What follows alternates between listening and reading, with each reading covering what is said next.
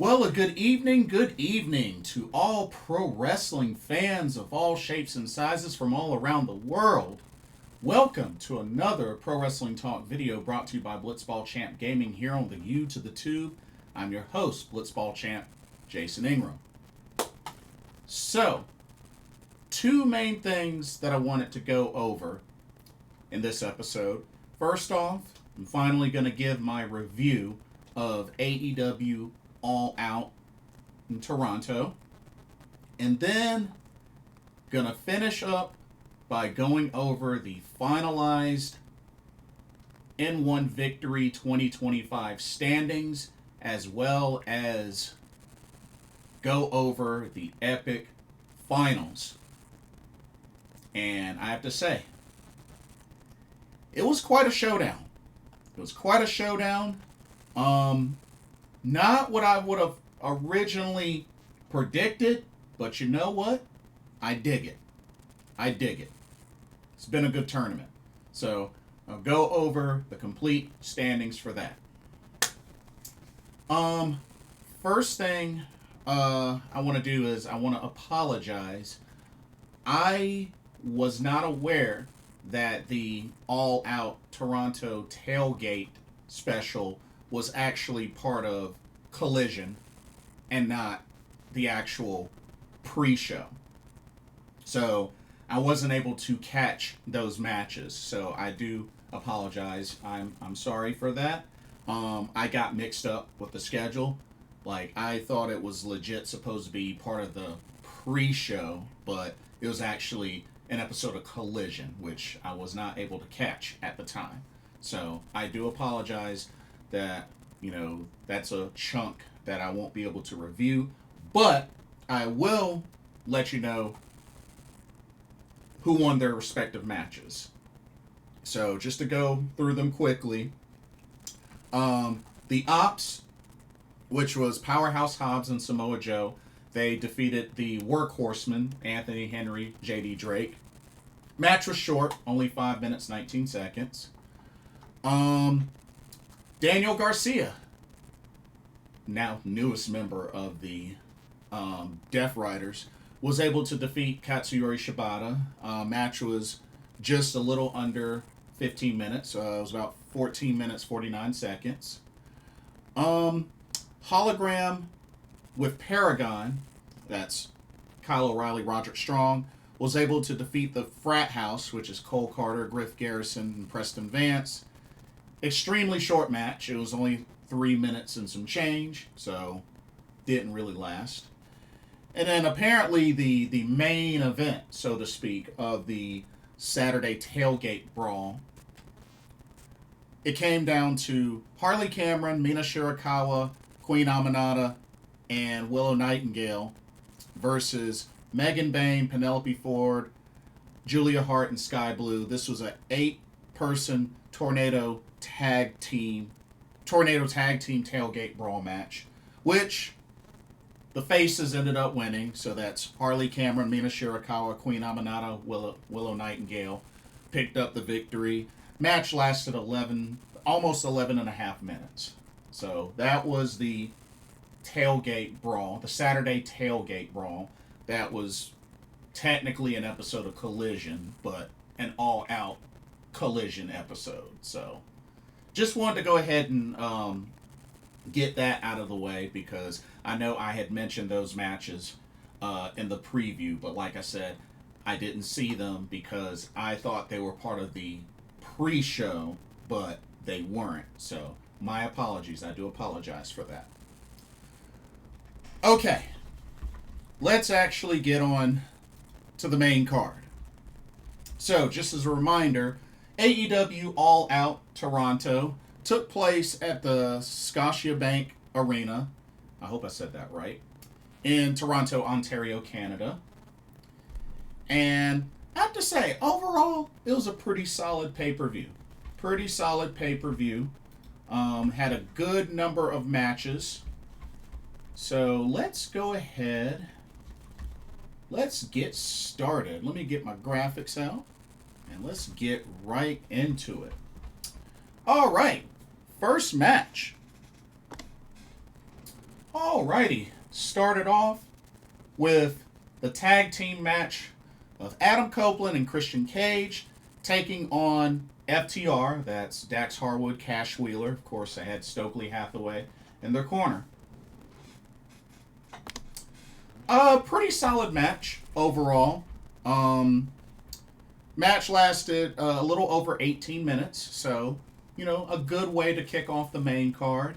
And I really liked how, got to see Adam Copeland and Christian Cage do some of their regular tag team moves, and even attempted to do a callback to the Hardy Boys. It looked like Christian was going to do the Twist of Fate, and then Copeland was going to do the Swanton, but of course it got interrupted. It was really cool to see Adam Copeland do a callback to John Cena, doing the five knuckle shuffle, and then even hit an attitude adjustment right afterwards. So I thought that was pretty cool. But both teams were very solid in this match. Very intense. I mean, FTR even hit that spike pile driver on I believe it was Adam Copeland. Yeah, they even hit the shatter machine as well, and even a superplex diving splash. So both teams really unleashed a lot of great offense in this match. I mean, I felt like this was a good match to open up the main card of this pay-per-view. Very solid. But when it came down to it, Adam Copeland was able to pin Cash Wheeler for the 3 count after hitting a spear. Of course, Christian was holding on to the leg of Dax Harwood, so he couldn't interrupt. But yeah, Adam Copeland, Christian Cage are your winners.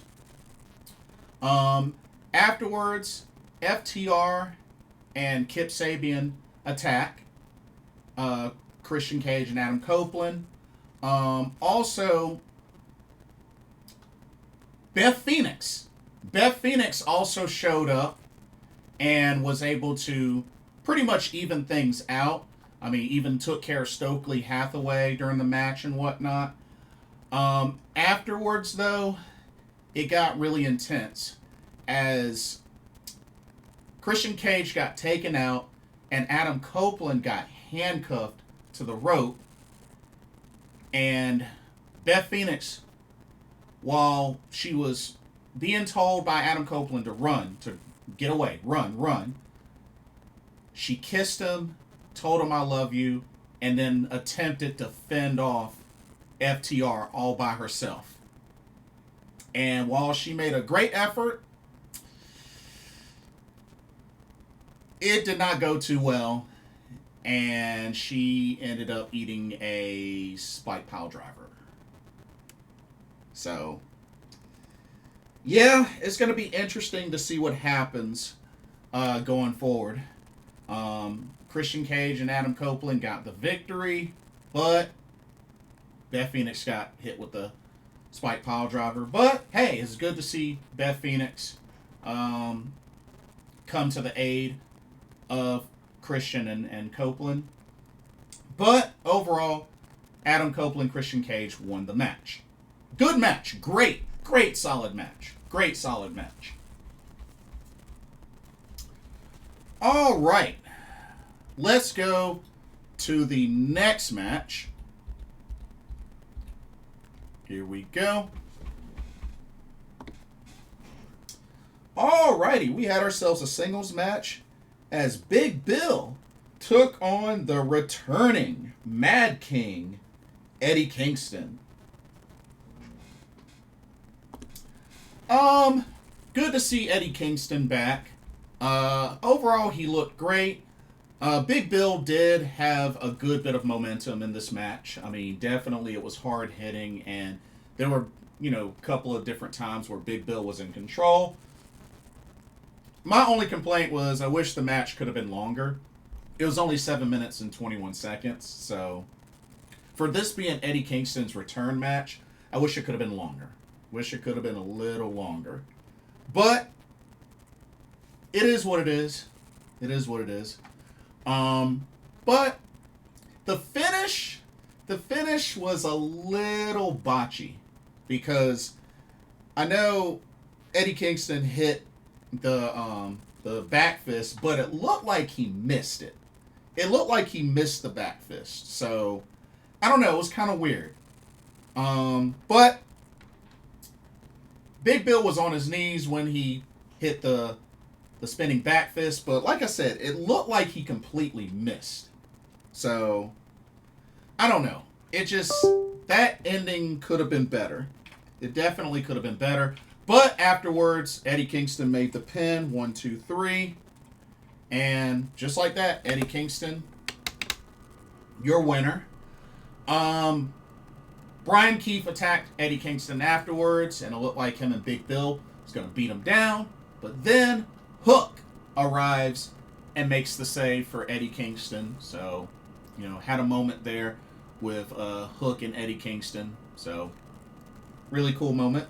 But welcome back, Eddie Kingston. Really good to have him back. And yeah, like I said, the match was alright. I just wish it was longer. Just wish it would have been longer. Alrighty, let's go to our next match. Oh, man. This was a brutal one.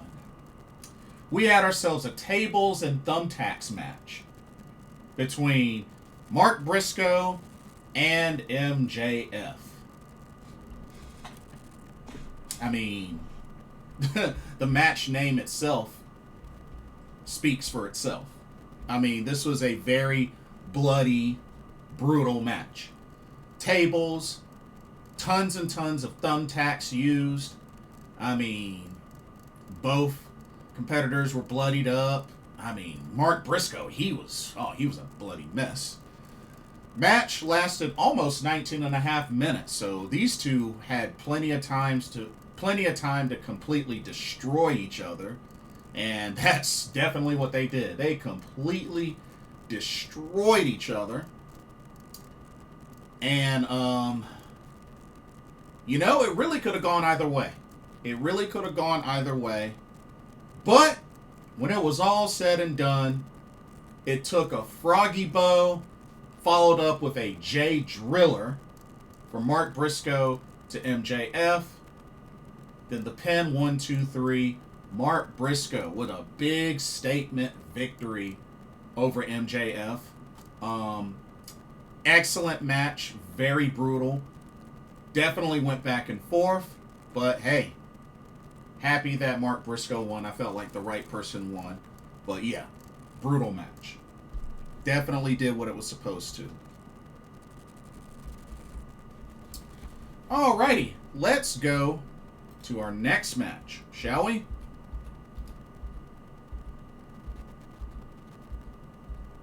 Let me see.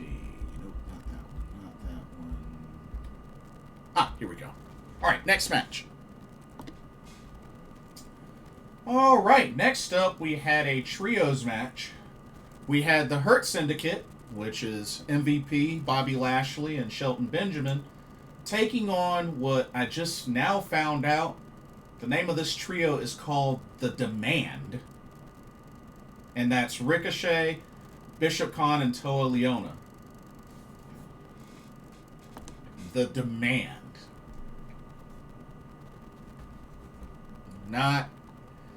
Not a name that was on my bingo card, that's for sure. I mean, I guess it fits. I don't know. I don't really like the name, but whatever. Match was alright. Went back and forth. Definitely hard hitting. I mean, I like both teams. Definitely thought both teams were pretty stacked. And normally the Hurt Syndicate is typically the dominant force, the dominant team. But this would be the match where they would end with a big L, surprisingly. But yeah, Ricochet was able to pin MVP after hitting the Spirit Gun. Hit him with the Spirit Gun, pinned him for the 1, 2, 3. The Demand are your winners. Like I said, The Hurt Syndicate, not typically a group that loses matches. I mean, not to mention there was a lot of talk, rumors and whatnot that they weren't the type of group that was willing to put people over. So, some may say this was kind of a surprising finish, but hey. But match was alright. Lasted 13 minutes 42 seconds, but yeah, not bad. Not bad at all. Alright. Let's go to our next match. Back to the ladies. Alrighty. We had the TBS Championship on the line as the champion, Mercedes Mone, defended against Riho.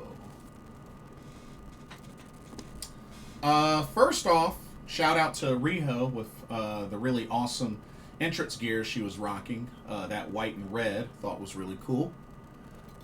Match was good. Lasted almost 16 minutes, and it was very much back and forth.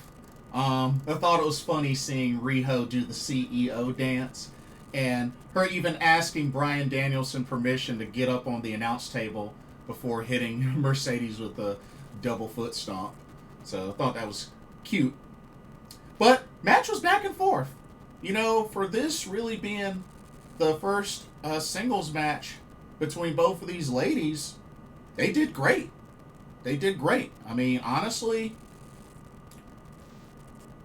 I really have no complaints about this match. I have no complaints. You know, it was definitely back and forth. Riho had a lot of near falls, but Mercedes was able to take advantage, grab the ref, and then once the ref got free, she was able to gouge the eyes of Riho. Pretty much hit a lung blower, which I thought was really cool, and then followed it up with the Moneymaker, which she didn't botch. She did not botch, and it was pretty good that she was able to do that, considering the last couple of matches she's won by roll-up. So hey, shout out to Mercedes Mone. She hit the Moneymaker, although I still think she should get rid of it because she botches it more than she hits it successfully. But this time, she actually hit it successfully. Pin Riho for the 3 count. Mercedes Mone, still your TBS champion. Great, solid match overall. But yeah. Finally had the one-on-one match with Riho. It was great. Like I said, I really have no complaints. You know, really have no complaints. Alrighty. Let's go into our next match. This one was fun. Alright. Even though I only had this really cheap graphic. But you can see it, right?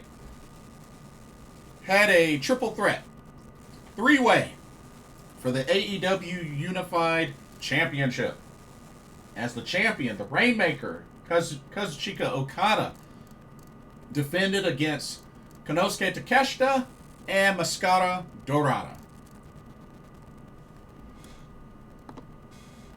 Very exciting match.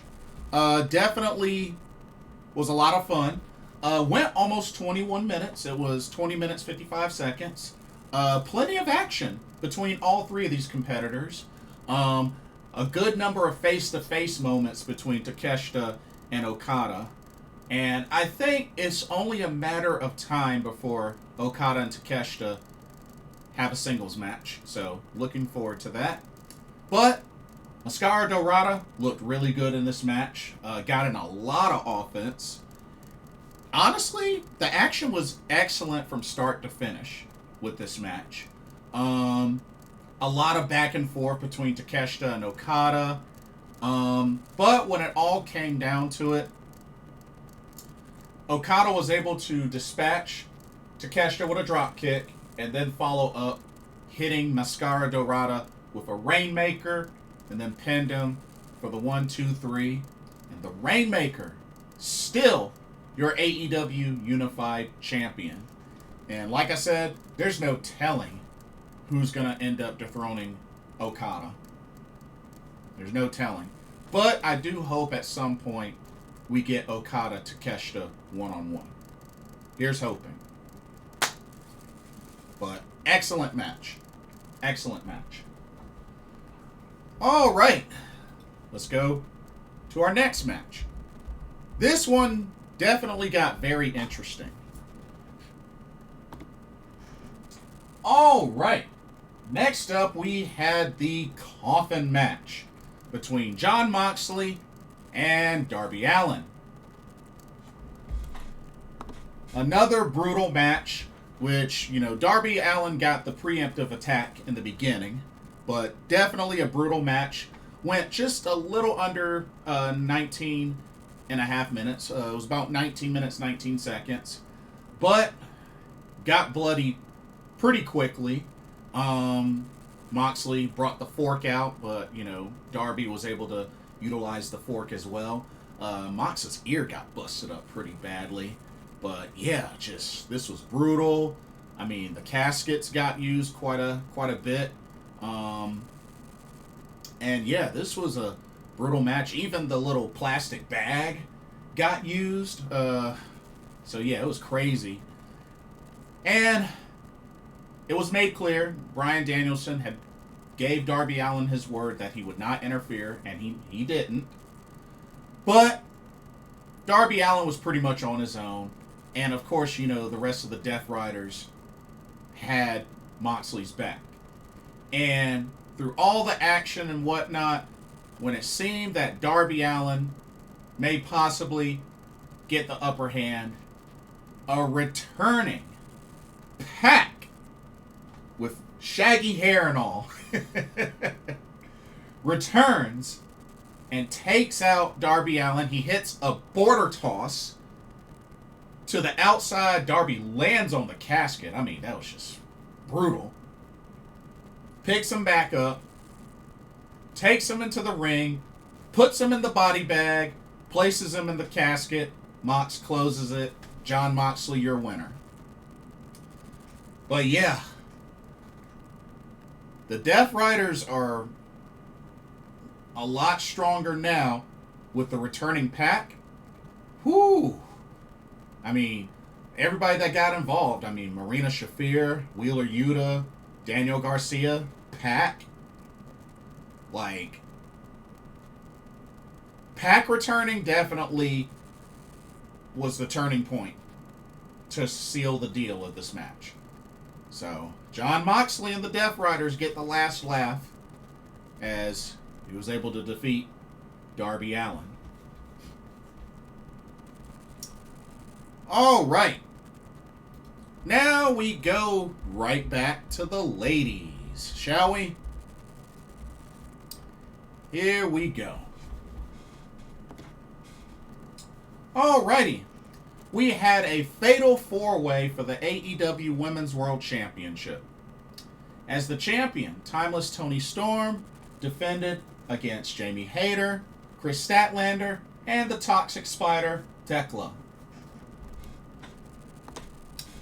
A solid match for the most part.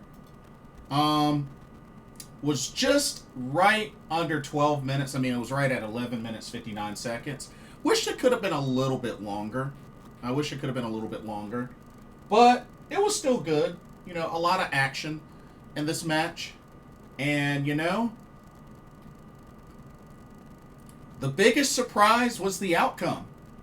But history has been made, ladies and gentlemen. As in surprising fashion, when she had an opening, Kris Statlander locks in the seatbelt clutch pin on Toni Storm for the 1, 2, 3. And ladies and gentlemen, Kris Statlander not only is your new AEW Women's World Champion, but becomes the first in the promotion's history to have held the TBS Championship and the AEW Women's World Championship. So congratulations to Kris Statlander. Big victory for her. Big victory for her. I like Kris Statlander. I've met her before. She's really cool. But yeah, not who I would have thought was going to win this match. But hey, I love it. I love it. So, I know Wheeler Yuta's been kind of interacting with her and whatnot. I mean, maybe a seed is planted. I don't know. But Kris Statlander is your new AEW Women's World Champion. Very nice. Very nice. All right. Let's go to our next match. And this was another wild one. All righty. We had ourselves a 4-way ladder match for the AEW World Tag Team Championships. You had the champions of Brodido, that's Bandito and Brody King, defend against Matt Jackson, Nick Jackson, the Young Bucks. Jet Speed, that's Speedball Mike Bailey and Kevin Knight. And Don Callis family of Josh Alexander and Hechicero. Excellent match overall, as expected. Match went 24 minutes and 34 seconds, so plenty of time. All four teams looked really solid, very much involved, a lot of ladder spots, and I have to say, Bandito, that dude is insanely good. I got a chance to meet Bandito, and that dude is insanely good. I expect Bandito to be in the PWI, at least, honestly, in the top 20 best wrestlers of this year. He's got to be up there. They got to put him up there. Bandito, that dude is incredibly insane. So I really hope he's up there. I really do. But, man, one second. But, man, that match was insane. A lot of great action. And definitely loved the closing spot, seeing Bandito do a moonsault with the ladder, taking out the others before securing the victory, grabbing the titles. Of course, Brody King held the ladder steady. And just like that, Brodido, still your AEW World Tag Team Champions. A team I would have never imagined. But you know what? Brodido, this team works.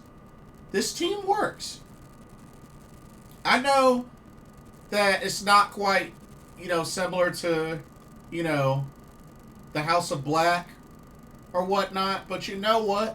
Brodido, this is a team that I can get on board with. I've met both Bandito and Brody King. And, I like them. I like them both, and you know what? It's a team that's working out. It's not a team I would have originally put together if it was me, but you know what? It's a team that's working. And a big, successful title defense right there. Brody King, Bandito, still your AEW World Tag Team Champions. And then the main event. Oh, wait. No. I forgot one key thing. So, after the match, the Young Bucks were still in the ring, and a returning Jack Perry enters, and while it looked like we were going to have an elite reunion, Jack Perry ends up attacking the Young Bucks. So he attacks the Young Bucks, and it looked like the Young Bucks eventually got the upper hand, was going to hit the BTE trigger. Lights went out, and Luchasaurus appears and takes out the Young Bucks. And then Jack Perry, Luchasaurus, They embrace with a big hug. And Jungle Life hits. And there we have it. The reunion of Jurassic Express. Wow. Wow. Never would have imagined that was going to happen. That was a nice surprise. So, great to see Jungle Boy Jack Perry and Luchasaurus back together, Jurassic Express. So, I almost messed up there. I almost missed a very key detail. Okay. Now that I got that out of the way, now we can move on to the main event. Alrighty. We had the AEW World Championship on the line. As the champion, Hangman Adam Page defended against the current TNT champion, the Protostar, Kyle Fletcher. And the deal is, nobody from the Don Callis family could interfere or else Kyle Fletcher would lose and would be stripped of the the TNT championship. Match lasted 38 minutes and 10 seconds. Wow. Definitely went the distance. Hard-hitting back and forth. And I tell you, Kyle Fletcher definitely brought it. And I must say, even though he came up short this match, don't be surprised if Kyle Fletcher eventually wins the AEW World Championship. That dude is very capable of having a run with that title. I truly believe it. So don't be surprised. It might not be this year. But I could totally see Kyle Fletcher having a run with the AEW World Championship. Give it time. Oh, match was insane. We even saw tables get used and just was back and forth. But it took an avalanche deadeye and then followed up with a buckshot lariat to put away the Protostar for the 1-2-3. Hangman Adam Page, still your AEW World Champion. Kind of wish something would have happened after the match, but it didn't. So just really kept it simple. But man, I have to say, that was quite a main event.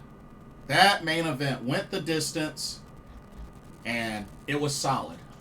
Overall, AEW All Out Toronto, solid pay-per-view. Really good pay-per-view. Definitely enjoyed it. Really didn't have much complaints or issues with this pay-per-view, to be honest with you. You know?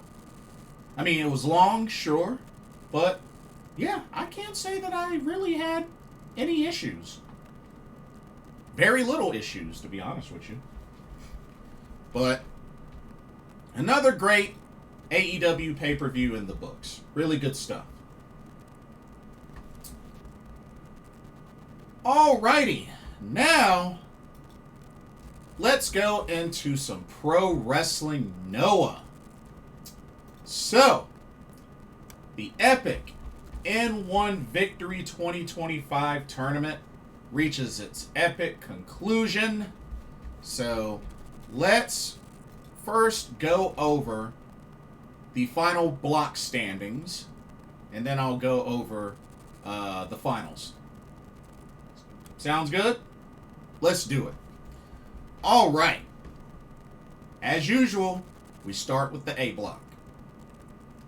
Here we go. All right. So, for the A block, sitting at the bottom with a final score of 4 points on 2-5 records, we got two competitors. They are Oka Sasaki and Daga. Let's take a look at Daga. 2-5, had the opening victory against Tetsuya Endo and won his final match against Kaito Kiyomiya. Funny how that worked out. He won his first match and he won his last match. It's crazy. But 5 losses to Kenta, Manobu Soya, Oka Sasaki, Kazuyuki Fujita, and Masaki Miya. And then Oka Sasaki, his 2 victories were over Daga and Masaki Miya, but 5 losses to Kenta, Kaito Kiyomiya, Manobu Soya, Kazuyuki Fujita, and Tetsuya Endo. Alright, we had one competitor finish with a 3-4 record, final score 6 points, and that is Manobu Soya. 3 victories over Kenta, Oka Sasaki, and Daga. 4 losses to Kaito Kiyomiya, Kazuyuki Fujita, Masaki Miya, and Tetsuya Endo. Alrighty, we had a 4-way tie. 4-way tie. And, oh, wait a minute. Hold up, need to make a correction. That should be 4 and 3. Yep, need to make that correction. Bam. 4-way tie. 8 points. 4 and 3 record. Kenta, Kaito Kiyomiya, Kazuyuki Fujita, and Tetsuya Endo. Let's take a look at Tetsuya Endo. 4 victories over Kenta, Manobu Soya, Oka Sasaki, and Kazuyuki Fujita. 3 losses to Kaito Kiyomiya, Masaki Miya, and Daga. Overall, pretty good tournament. Alright, Kazuyuki Fujita. This dude started off on a roll. Winning 4 straight against Kaito Kiyomiya, Manobu Soya, Oka Sasaki, and Daga, but then lost his final 3 matches to Kenta, Masaki Miya, and Tetsuya Endo. So, went on an impressive streak to start off, but then fell short. So, unfortunate, but still had a very solid tournament. Alright, Kaito Kiyomiya.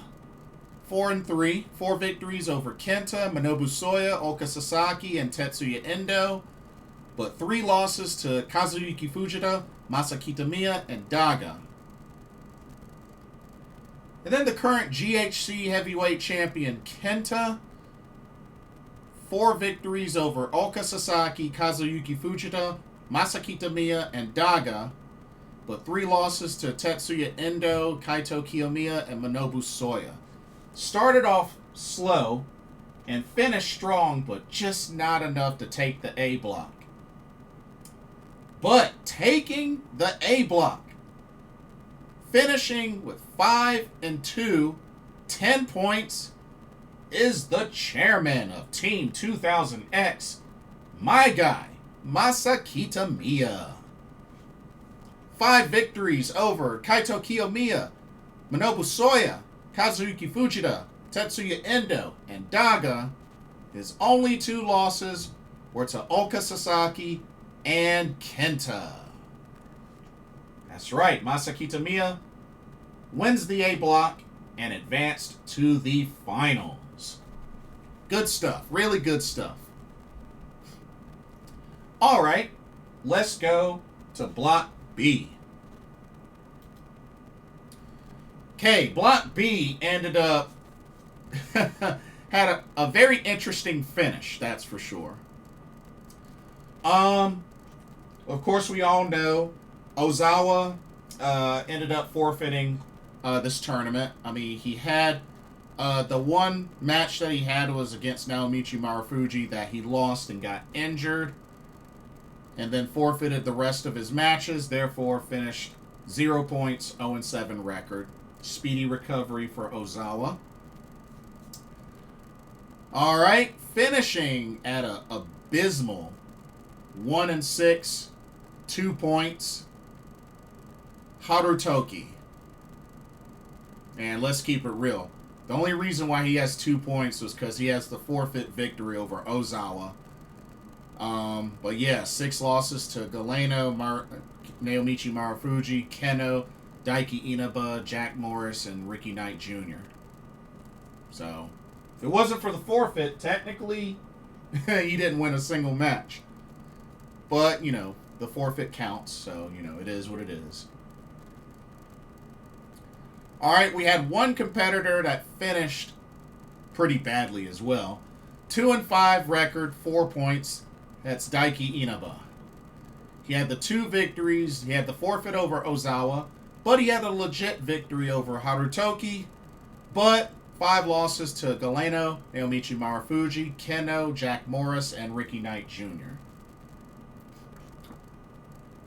Alright. We had one competitor that finished with a 4-3 record, 8 points total, and that is Keno.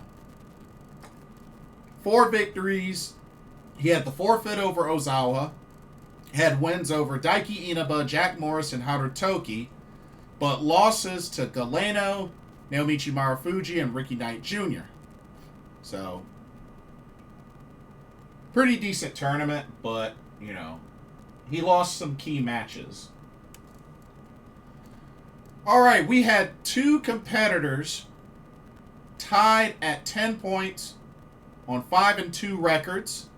They are Naomichi Marufuji and Ricky Knight Jr. Let's take a look at Ricky Knight Jr.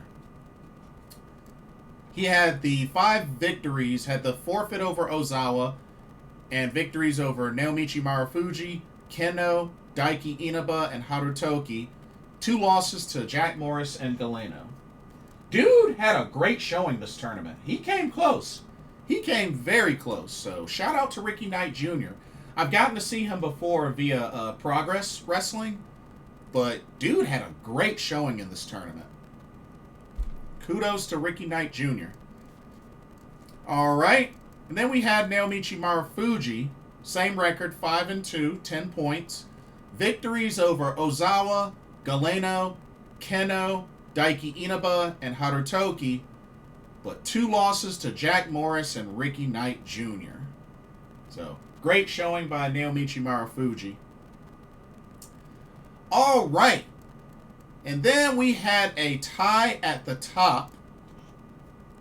11 points, 5-1-1 record between Galeno and Jack Morris. Let's take a look at Galeno. 5 wins over Keno, Daiki Inaba, Harutoki, Ricky Knight Jr., and the forfeit over Ozawa. The 1 loss to Naomichi Marufuji, and the 1 draw with Jack Morris. So, big man had a great showing this tournament. Jack Morris, same record.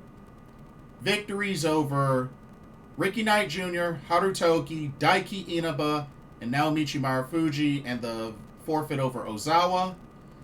His 1 loss was to Keno, and the 1 draw with Galeno. And because they were both tied at 11 points and have a draw against each other, they had 1 last tiebreaker match. That was won by Jack Morris. That's right, a big victory from Jack Morris over Galeno. Secures his spot in the finals, and he wins the B block. And a great show of sportsmanship after the match between Galeno and Jack Morris. But we have our finals matchup, which came down to Masaki Tamiya versus Jack Morris. So, congratulations to the both of them on winning their blocks and making it to the finals. So, let's talk about the finals. Now, while this main event, this finals, was full of shenanigans, I definitely loved that it was back and forth between both Jack Morris and Masaki Tamiya. Both really brought out the best in each other. And, even with the shenanigans, with the interference from Yoshitatsu and, some of the others of Team 2000X, Jack Morris still kept holding on and kicking out. and such. And like I said, it was back and forth. I mean, just he showed a lot of fighting spirit in this match.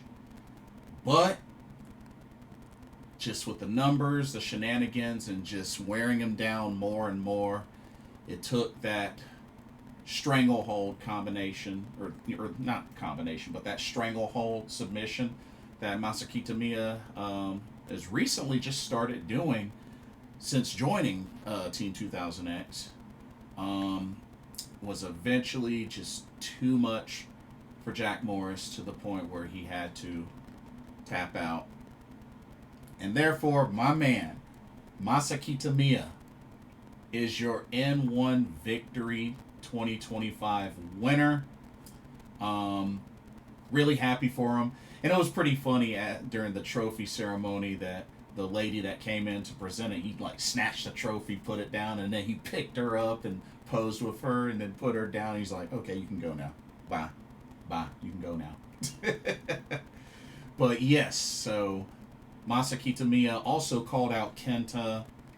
They exchanged words, and then pretty much he beat down Kenta.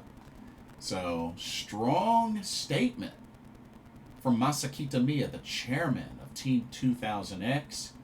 And I am looking very forward to when he gets his title shot for the GHC Heavyweight Championship. Looking forward to that. Who knows? Maybe they'll save that for Wrestle Odyssey. I haven't heard if they announced a date for that, but I'd say might as well save it for Wrestle Odyssey, if you ask me. But we'll see what happens.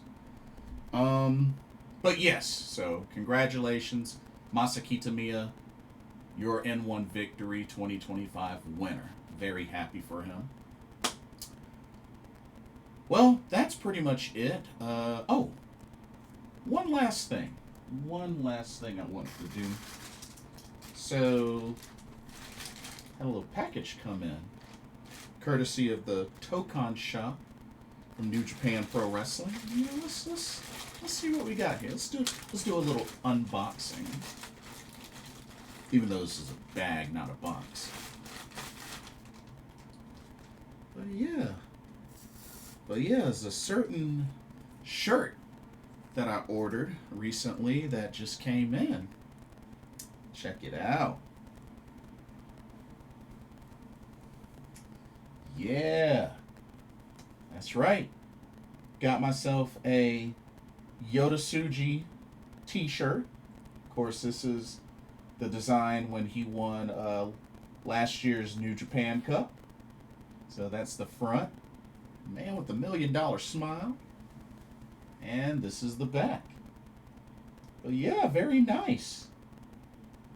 But yeah, I had a gift card for the Tokon shop, and I was trying to figure out what to use it on, and I was like, you know what? I don't have a Yota Tsuji shirt, so thought this one looked the best. So yeah, ended up getting this shirt. So yeah, looking forward to rocking this shirt soon. But anyway, that'll do it for this video. Definitely let me know what y'all's thoughts were on AEW All Out Toronto.